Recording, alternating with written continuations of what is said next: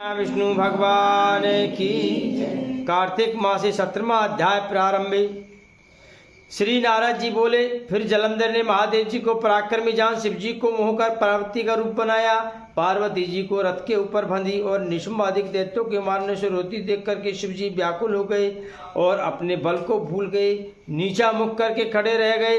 तब जलंधर ने 3 बाण शिव जी के सिर, छाती और पेट में मारे। भगवान विष्णु ने शिव को समझाया कि ये जलंधर ने माया रची है। फिर भी शिव जी ने माया करके लौलिक रूप दिखाकर भयंकर रूप धारण किया।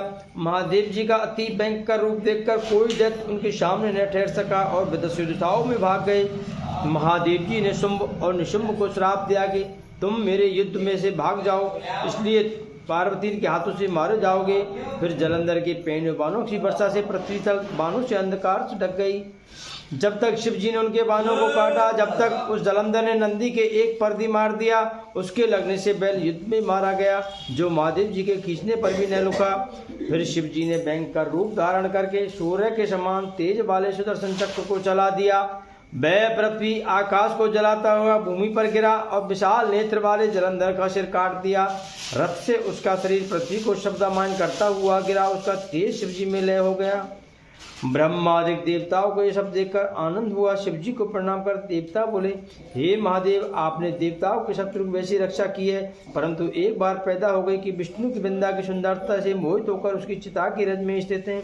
अब हम क्या करें? रुद्र बोले, हे देवताओं, विष्णु का मोह दूर करने के लिए तुम योग माया की शरण में जाओ, वह आपका कार्य सिद्ध करेगी। श्री नारद जी बोले, तब भूत गणों सहित शिव अंतर ध्यान हो गए और देवता योग माया की स्तुति करने लगे, जिससे सत रज तम ये तीनों गुण पैदा हुए, जिसकी इच्छा से संसार की उत्पत्ति और नाश होता है, जो प्रकृति 23 भेदों द्वारा संपूर्ण जगत में वर्तमान है। उस भक्त वत्सल को हम बारंबार नमस्कार करते हैं। तब देवताओं ने चारों दिशाओं में फैल रही ज्वाला को आकाश के बीच में देखा। उसके बीच में आकाशवाणी हुई। वह देवताओं ने सुनी। शक्ति बोली, मेरे बीच में गौरी, सरस्वती, लक्ष्मी, इसमें रज, तम और सत्य तीनों गुण हैं। देवताओं, तुम इनके पास आओ, वह तुम्हारा कार्य करेगी।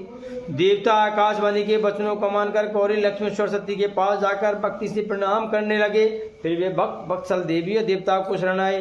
देखकर उनको 3 बीज देकर बोले, इन तीनों बीजों को विष्णु के पास जाकर बो दो, तब तुम्हारा कार्य सिद्ध हो जाएगा। नारद जी बोले, देवता और सिद्ध के समूह बीजों को लेकर वहां गए। वहां वृंदा की चिता में विष्णु भगवान दुखी होकर विराज हो रहे थे और उन्होंने वो बीज वहीं पर रोपण कर दिए।